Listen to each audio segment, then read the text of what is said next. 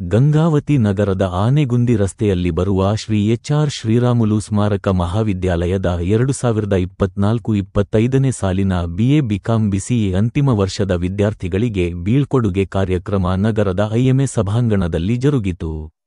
ಈ ವೇಳೆ ಆಯೋಜಿಸಿದ ವೇದಿಕೆ ಕಾರ್ಯಕ್ರಮವನ್ನು ಮಾಜಿ ವಿಧಾನ ಪರಿಷತ್ ಸದಸ್ಯರಾದ ಎಚ್.ಆರ್. ಶ್ರೀನಾಥ್ ರವರು ಉಪಸ್ಥಿತರಿದ್ದ ಗಣ್ಯರೊಂದಿಗೆ ಜ್ಯೋತಿ ಬೆಳಗಿಸುವುದರ ಮೂಲಕ ಚಾಲನೆ ನೀಡಿದರು. ಬೀಳ್ಕೊಡುಗೆ ಕಾರ್ಯಕ್ರಮ ಅಂತಕ್ಕಂಥದ್ದನ್ನ ತುಂಬಾ ಗ್ರ್ಯಾಂಡ್ ಆಗಿ ಆಯೋಜನೆ ಅಂತಕ್ಕಂಥದನ್ನ ನಾವು ಮಾಡಿಕೊಂಡಿದ್ದೇವೆ. ಅದಕ್ಕೆ ಬಹುಮುಖ್ಯ ಕಾರಣ ವಿದ್ಯಾರ್ಥಿ ದೇವರುಗಳು ಅಂತಕ್ಕಂಥದನ್ನ, ಅದರ ಜೊತೆಗೆ ನಮಗೆ ಬೆನ್ನೆಲುಬಾಗಿ ನಿಂತಿರ್ತಕ್ಕಂಥ ನಮ್ಮ ಪ್ರಾಧ್ಯಾಪಕ ಮಿತ್ರರು ಮತ್ತು ಬೋಧಕೇತರ ವರ್ಗದವರು. ಇವರ ಸಹಕಾರವಿಲ್ಲದೆ ಹೋಗಿದ್ದರೆ ಬಹುಶಃ ಇಂತಹ ಒಂದು ಸುಂದರವಾದಂತಹ ಒಂದು ಆಯೋಜನೆ ಅಂತಕ್ಕಂಥದನ್ನ ಬಹುಶಃ ನಮ್ಮಿಂದ ಆಯೋಜನೆಯನ್ನ ಮಾಡಲಿಕ್ಕೆ ಅದು ಸಾಧ್ಯವಾಗ್ತಿರ್ಲಿಲ್ಲ ಅನ್ನುವುದನ್ನು. ಕೂಡುವುದು ಆಕಸ್ಮಿಕ, ಅಗಲುವುದು ಅನಿವಾರ್ಯ ಅನ್ನುವಂಥದ್ದನ್ನ ವಿದ್ಯಾರ್ಥಿ ಮಿತ್ರರೇ, ವಿದ್ಯಾರ್ಥಿ ಜೀವನ ಅನ್ನುವಂಥದ್ದು ಇದು ನಿಂತ ನೀರಲ್ಲ ಅನ್ನುವಂಥದ್ದು ಅಳಿಯುವ ಒಂದು ಹೊಳೆ ಇದ್ದ ಹಾಗೆ. ಹೆಚ್ಚಿನ ವಿದ್ಯಾಭ್ಯಾಸಕ್ಕೆ ಬೇರೊಂದು ಕಡೆಗೆ ನಿಮಗೆ ನಾವು ಕಳಿಸಲೇಬೇಕಾಗಿರ್ತಕ್ಕಂಥ ಒಂದು ಅನಿವಾರ್ಯತೆ ಇದೆ. ಒಂದೇ ಕಡೆಗೆ ನಿಲ್ಲಕ್ಕೆ ಸಾಧ್ಯವಿಲ್ಲ ವಿದ್ಯಾರ್ಥಿ ಮಿತ್ರರೇ. ಹಾಗಾಗಿ ನಿಮ್ಮನ್ನ ನಾವು ಕಳಿಸಿ ಕೊಡ್ತಾ ಇದ್ದೇವೆ, ಮನಸಾರೆ ನಿಮ್ಮನ್ನ ಹಾರೈಸಿ ನಿಮ್ಮನ್ನ ನಾವು ಕಳಿಸಿಕೊಡ್ತಾ ಇದ್ದೇವೆ. ನಿಮ್ಮೆಲ್ಲರನ್ನ ನಾವು ಕಳಿಸಿಕೊಡುವಾಗ ಸಹಜವಾಗಿ ನೋವು ಮತ್ತು ಸಂಕಟವಾಗುವಂಥದ್ದು ವಿದ್ಯಾರ್ಥಿ ಮಿತ್ರರೇ ಸಹಜವಾಗಿದೆ ಅಂತಕ್ಕಂಥದ್ದನ್ನು. ನೋವು ನಮ್ಮ ಮನೆಯ ಮಕ್ಕಳಂತೆ ನಿಮ್ಮೆಲ್ಲರನ್ನ ನಾವು ಜೊತೆಗೆ ವಿದ್ಯಾರ್ಥಿ ಮಿತ್ರರೇ, ನೀವು ನಮ್ಮ ಮನೆಯ ಸ್ವಂತ ಮಕ್ಕಳಂತೆ 3 ವರ್ಷ ನಮ್ಮ ಜೊತೆಗೆ ಸಂತೋಷದ ದಿನಗಳು ಅಂತಕ್ಕಂಥದನ್ನ ವಿದ್ಯಾರ್ಥಿ ಜೀವನದಲ್ಲಿ ಅದನ್ನ ಕಳೆದಿದ್ದೀರಿ. ಅದನ್ನ ಮರೀಲಿಕ್ಕೆ ಅದು ನಮಗೆ ಸಾಧ್ಯವಿಲ್ಲ ಅಂತಕ್ಕಂಥನ್ನ. ಆದರೂ ಸಹ ನಿಮ್ಮನ್ನ ನಾವು ಮುಂದಿನ ನಿಮ್ಮ ಬದುಕಿಗೆ, ನಾವು ನಿಮ್ಮ ಏಳಿಗೆಗೆ, ನಿಮ್ಮ ಶ್ರೇಯಸ್ಸಿಗೆ, ನಿಮ್ಮ ಘನತೆಗೆ, ನಿಮ್ಮ ಆಸೆ ಆಕಾಂಕ್ಷೆಗಳಿಗೆ, ನಿಮ್ಮ ಬೇಡಿಕೆಗಳಿಗೆ ನಾವು ಕಳಿಸಿಕೊಡ್ಲೇಬೇಕಾಗ್ತದೆ ಅಂತಕ್ಕಂಥದ್ದು. ಕಾರ್ಯಕ್ರಮವನ್ನು ಉದ್ಘಾಟಿಸಿದ ಎಚ್.ಆರ್. ಶ್ರೀನಾಥ್ ರವರು ವಿದ್ಯಾರ್ಥಿಗಳನ್ನು ಉದ್ದೇಶಿಸಿ ಮಾತನಾಡಿದರು. ಇದು ಜೀವನದಲ್ಲಿ ನಮ್ಮೆಲ್ಲರಿಗೂ ಹೇಳಬಯಸ್ತೇನೆ. ಯಾಕಂದ್ರೆ ನಾವೆಲ್ಲ ಓದಿದ್ದವರು,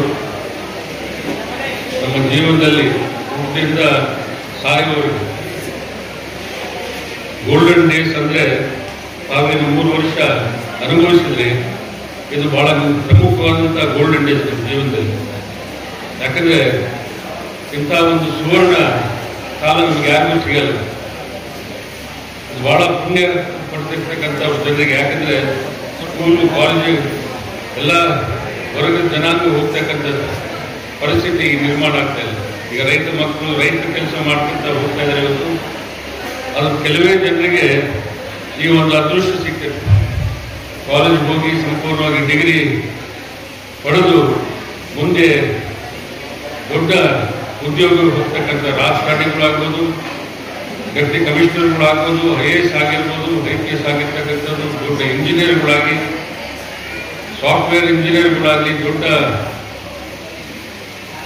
ಅನೇಕ ಸಂಸ್ಥೆಗಳ ಒಂದು ಮಾಲೀಕರಾಗಿ ಮುಂದೆ ಹೋಗ್ತಕ್ಕಂಥ ಒಂದು ದ್ವಾರ ಇದೇನಪ್ಪ ಅಂದ್ರೆ ಇದು ತಮ್ಮ ಈ ದ್ವಾರ ಇದೆ.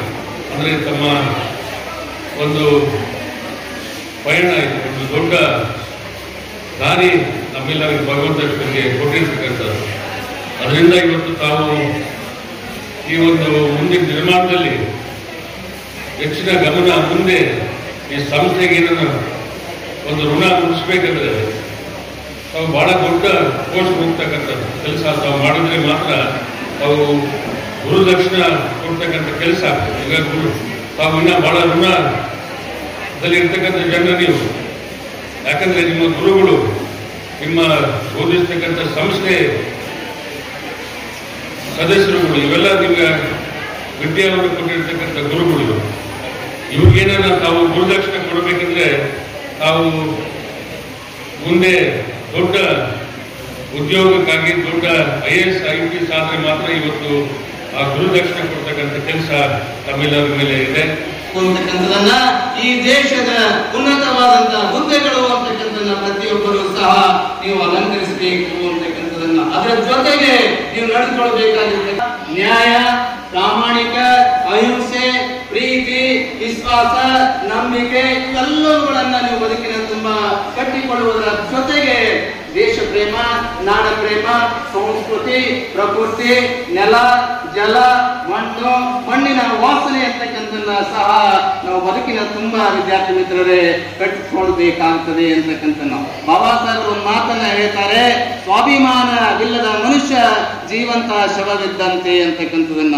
ನಮ್ಮ ಜೀವನದಲ್ಲಿ ನಾವೇನಾದ್ರೂ ಕಳ್ಕೊಳ್ಳಿ ವಿದ್ಯಾರ್ಥಿ ಮಿತ್ರರೇ, ಆಗ ನಮ್ಮ ವ್ಯಕ್ತಿತ್ವದಲ್ಲಿ ಸ್ವಾಭಿಮಾನ ಅಂತಕ್ಕಂಥದನ್ನ ಯಾವ ಕ್ಷಣದಲ್ಲಿಯೂ ಸಹ ಅದನ್ನು ನಾವು ಬಿಡ್ಲಿಕ್ಕೆ ಸಿದ್ಧವಾಗಬಾರದು ಅಂತಕ್ಕಂಥದನ್ನ. ಹಾಗಾಗಿ ವ್ಯಕ್ತಿತ್ವ ಅನ್ನೋದಕ್ಕಿಂತ ದೇಶಕ್ಕಾಗಿ ನಾನು ಏನು ಸಮರ್ಪಣ ಪ್ರತಿಯೊಬ್ಬ ವಿದ್ಯಾರ್ಥಿ ಮಿತ್ರರು ಅದನ್ನ ನಾವು ಅರ್ಥೈಸಿಕೊಳ್ಬೇಕಾಗಿದೆ ಅಂತಕ್ಕಂಥದನ್ನು. ವಿದ್ಯಾರ್ಥಿ ಮಿತ್ರರೇ, ಜೀವನವನ್ನ ಯಾವತ್ತೂ ಸಹ ನಾವು ಯಾವ ಕಾರಣಕ್ಕೂ ಸಹ ಭಯ ಅಂತಕ್ಕಂಥದನ್ನ ನಾವು ಪಡಬಾರದು. ಜೀವನವನ್ನ ಭಯ ಅಂದುಕೊಳ್ಳುವನೋ, ಜೀವನವನ್ನ ಭಯ ಅಂತೇಳಿ ಅಂದುಕೊಳ್ಳುವನೋ ಇತಿಹಾಸದ ಪುಟಗಳಲ್ಲಿ ಆತ ಮರೆಯಾಗಿ ಹೋಗುತ್ತಾನೆ. ಜೀವನದಲ್ಲಿ ಧೈರ್ಯವಾಗಿ ಮುನ್ನುಗ್ಗುವನೋ ಹೊಸ ಇತಿಹಾಸ ಅಂತಕ್ಕಂಥನ್ನ ಸೃಷ್ಟಿಸುತ್ತಾನೆ ಅಂತಕ್ಕಂಥ ಮಾತುಗಳನ್ನ ನೀವೆಲ್ಲರೂ ಗಮನಿಸಬೇಕಾಗ್ತದೆ. ನೀವೆಲ್ಲ ಹೊಸ ಹೊಸ ಸೃಷ್ಟಿಯನ್ನ ಸೃಷ್ಟಿಸುವಂತ ಸೃಷ್ಟಿಕರ್ತರಾಗಬೇಕು. ಇಟ್ಟರೆ ಹೆಜ್ಜೆ ಮುಂದೆ, ಇಡಬಾರದು ಹೆಜ್ಜೆ ಹಿಂದೆ, ಧೈರ್ಯವು ಒಂದಿರಲಿ, ಸಾಹಸವು ಮಿತ್ತಿರಲಿ ಅಂತಕ್ಕಂಥ ಒಂದು. ಈ ವೇಳೆ 2023-24ನೇ ಸಾಲಿನ ವಿದ್ಯಾರ್ಥಿಗಳಿಗೆ ಸನ್ಮಾನ ಹಾಗೂ ವಿವಿಧ ಚಟುವಟಿಕೆಗಳಲ್ಲಿ ಭಾಗವಹಿಸಿದ ವಿದ್ಯಾರ್ಥಿಗಳಿಗೆ ಪ್ರಶಸ್ತಿ ನೀಡಲಾಯಿತು.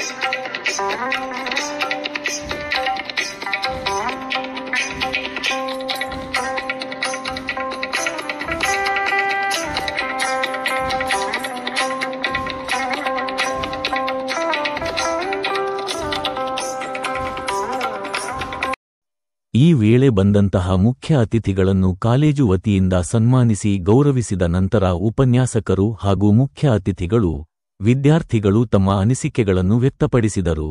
ಕೂಡ ಒಂದು ಉತ್ತಮವಾದ ಶಿಕ್ಷಣ. ಒಬ್ಬ ಶಿಲ್ಪಿ ಒಂದು ಸುಂದರ ಮೂರ್ತಿಯನ್ನಾಗಿ ಕೆತ್ತಿಸಲು ಬಹಳಷ್ಟು ಕಷ್ಟಪಡ್ತಾನೆ.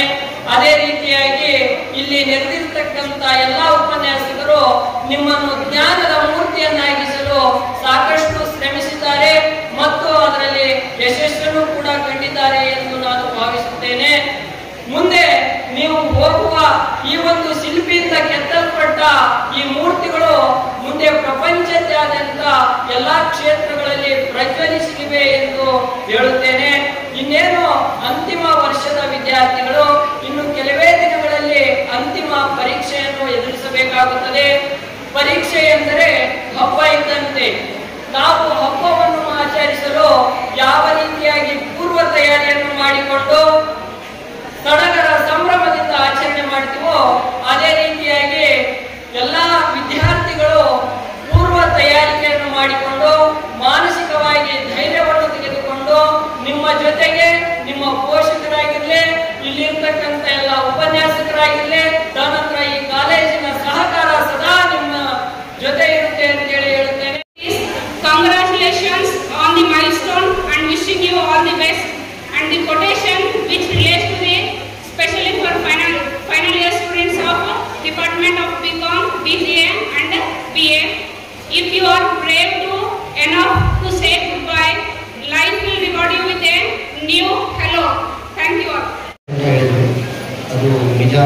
ನಾವು ಸ್ಟೂಡೆಂಟ್ ಆದಮೇಲೆ ಉಪನ್ಯಾಸಕರಾಗಿದ್ದು, ಜೊತೆಗೆ ನಿಮಗೆ ಹೆಂಗಿರ್ತಂದರೆ ಶ್ರಮಕ್ಕೆ ತಕ್ಕ ಪ್ರತಿಫಲ ಇರುತ್ತೆ. ಜೀವನದಲ್ಲಿ ನೀವೆಷ್ಟು ಶ್ರಮ ಪಡ್ತೀರಿ ಅನ್ನೋದ್ರ ಮೇಲೆ ನಿಮ್ಮ ಪ್ರತಿಫಲ ಇರುತ್ತೆ. ನೀವು FD ಆಗಬೇಕು ಅಂದರೆ ಅಷ್ಟೇ ಶ್ರಮ ಹಾಕಿದರೆ ಸಾಕು. ಒಂದು IAS ಆಫೀಸರ್ ಆಗಬೇಕಂದ್ರೆ ಅದರಷ್ಟೇ ನೀವು ಶ್ರಮ ಹಾಕಬೇಕಾಗುತ್ತೆ. ಅದಕ್ಕೋಸ್ಕರ ನೀವು ಸತತ ಪ್ರಯತ್ನ ಇದ್ದರೆ ಮಾತ್ರ ನಿಮಗೆ ಯಶಸ್ಸು ಸಿಗುತ್ತೆ. ಸತತ ಪ್ರಯತ್ನ ಮಾಡ್ರಿ, ಒಂದು ಜೀವನದಲ್ಲಿ ಯಶಸ್ಸು ಸಿಗಲಿ. ನಿಮಗೆಲ್ಲ ದೇವರು ಒಳ್ಳೇದು ಮಾಡಿ. All the best. Thank you so much. ಇದು ಗಂಗಾವತಿ ಶ್ರೀಮಂತರ ನಾಡು. ಎಷ್ಟು ಶ್ರೀಮಂತಿಕೆಯಿಂದ ನಿಮ್ಮನ್ನು ಇಲ್ಲಿ ಕರ್ಕೊಂಡು ಬಂದಿದ್ದಾರೆ ಅಂದರೆ, ನೀವೆಲ್ಲ BA, BCom ಮತ್ತು BCA ವಿದ್ಯಾರ್ಥಿಗಳಿದ್ದೀರಿ. ನಿಮಗೂ ಮೆಡಿಕಲ್ ಸೈನ್ಸ್ಗೂ ಸಂಬಂಧ ಇಲ್ಲ. ನೀವು ಯಾರು ಕೂಡ ಡಾಕ್ಟರ್ ಆಗಲ್ಲ.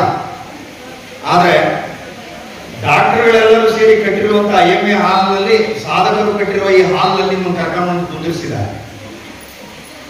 ಇದರ ಆಶಯ ಏನಿದ್ದಿರ್ಬೋದು ಆಯೋಜಕರದು ಅಂದರೆ, ನೀವೆಲ್ಲರೂ ಕೂಡ ಡಾಕ್ಟರ್ಗಳು ಮಾಡಿರುವ ಸಾಧನೆಯನ್ನು ಮೀರಿ ಸಾಧನೆಯ ಮೆಟ್ಟಲುಗಳನ್ನು ತುಳಿಯಲಿ ಎನ್ನುವ ಸದಾಶಯದೊಂದಿಗೆ ನಿಮ್ಮನ್ನು ಕರ್ಕೊಂಡು ಕುಂದಿರಿಸಿದ್ದಾರೆ. ಈ ರೈತರ ಮಕ್ಕಳಿಗೆ ಇವತ್ತು ಬೀಳ್ಕೊಡುಗೆ ಸಮಾರಂಭ ಇದೆ. ಎಲ್ಲರೂ ಹೇಳೋದು ಏನೋ, ನಿಮಗೆ ಉನ್ನತ ಶಿಕ್ಷಣಕ್ಕೆ ಹೋಗ್ರಿ, ನೌಕರಿ ಮಾಡಕ್ಕೆ ಹೋಗ್ರಿ, ಅದನ್ನು ಮಾಡ್ರಿ, ಇದನ್ನು ಮಾಡ್ರಿ ಅಂತ.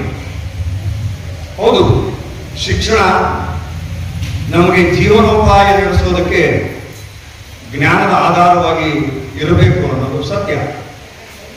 ಆದರೆ ಇವತ್ತಿನ ಪರಿಸ್ಥಿತಿ ಏನಾಗಿದೆ, ನಾನು ಈ 30 ವರ್ಷದಿಂದ ನಾನು ಲೆಕ್ಚರ್ ಆಗೋಕ್ಕಿಂತ ಮುಂಚೆ ಈ ಗಂಗಾವತಿಯಲ್ಲಿ ಒಂದು ಹತ್ತಿ ಮರದ ಓಣಿ ಅಂತ ಇತ್ತು. ಅದು ಎಲ್ಲರಿಗೂ ಗೊತ್ತಿಲ್ಲ, ಇವತ್ತು ಹುಡುಕ್ಬೇಕು. ನಾನು ಗಂಗಾವತಿ ಮ್ಯಾಪ್ನಲ್ಲಿ ಹತ್ತಿ ಮರದ ಓಣಿ ಅಂತ ಒಂದು ಓಣಿ ಇತ್ತು. ಅಲ್ಲಿ ಅಣಿಬೆ ಕೃಷಿ ಹೇಳ್ಕೊಡ್ತಿದ್ರು. ಅಣಿಬೆ ಹೆಂಗ್ ಬೆಳಿಬೇಕು ಅಂತ 30 ವರ್ಷದಿಂದ. ನಮ್ಮಪ್ಪ ನನಗೆ, ನಾನು BA ಓದ್ಬೇಕಾದ್ರೆ ಏನು ತಿಳಿದಿತ್ತು ಅನ್ನೋ ಎಲ್ಲೋ ಪೇಪರ್ನ ಓದ್ಕೊಂಡ್ರೆ ನಮ್ಮಪ್ಪ ಹೋಗೋದು ಕತ್ತಗಮ್ಮ ಅಂತ ಇಲ್ಲಿ ಕಳಿಸಿದ್ರು. ಒಂದು ವಾರ ಈ ಗಂಗಾವತಿ ಹತ್ತಿ ಮರದ ಓಣಿ ಎಲ್ಲೈತು ಗೊತ್ತಿಲ್ಲ, ನನಗೆ ಗಂಗಾವತಿ ಜಿಯೋಗ್ರಫಿ ಗೊತ್ತಿಲ್ಲ. ಅಲ್ಲಿ ಹೋಗಿ ಆಯ್ತಲ್ಲ ಸರ್, ಆ ಓಣಿ ಒಳಗೆ ಒಬ್ರು ಅಣಿಬೆ ಕೃಷಿ ಕಲಿಸ್ತಿದ್ರು 30 ವರ್ಷದಿಂದ. ಅದನ್ನು ಕಲ್ತ್ಕೊಂಡು ಹೋಗಿದ್ರು.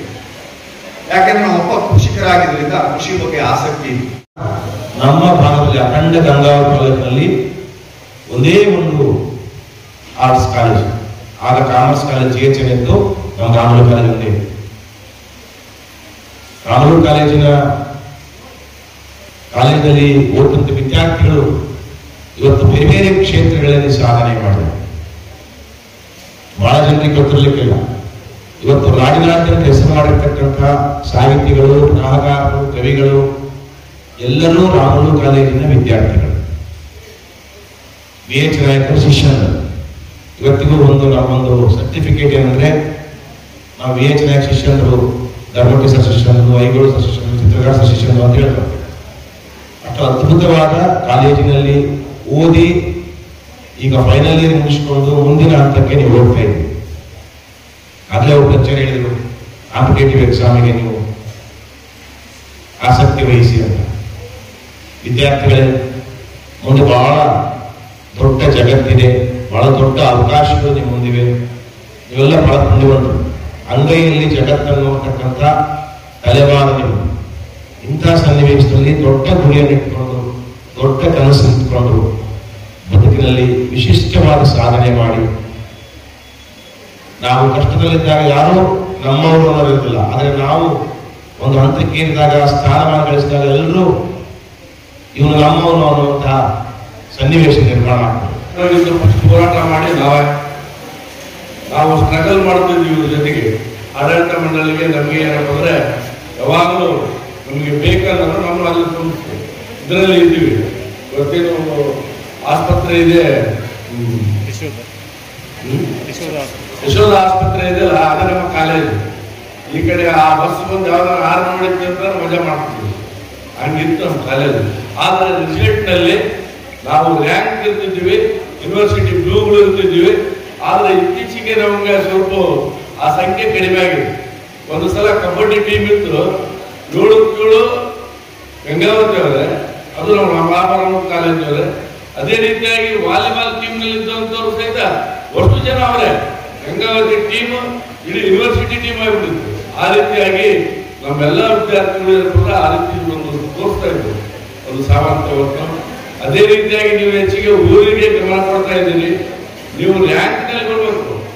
ನೀವು ರೈತರ ಮಕ್ಕಳಂತ ಹೇಳ್ಕೊಳ್ತೀವಿ, ಆದ್ರೆ ರೈತರು ದುಡಿದು ಎಷ್ಟು ಕಷ್ಟಪಟ್ಟು ನಿಮ್ಗೆ ಕಾಲೇಜಿಗೆ ಕಳಿಸ್ತಾರಂತಕ್ಕಂಥ ವಾದ ಗೊತ್ತಾದ್ರೆ, ನೋವು ಗೊತ್ತಾದ್ರೆ ಖಂಡಿತವಾಗಿ ನೀವು ರ್ಯಾಂಕ್ ನಾಗ ಬರ್ತೀವಿ. ಎಷ್ಟೋ ಓಟದಿಂದ ಮುಂದೆ ಯೋಚನೆಯಿಂದ ಈ ಗಂಗಾವತಿ ಬಗ್ಗೆ ಶಿಕ್ಷಣ ಮಾಡ್ತಾರೆ.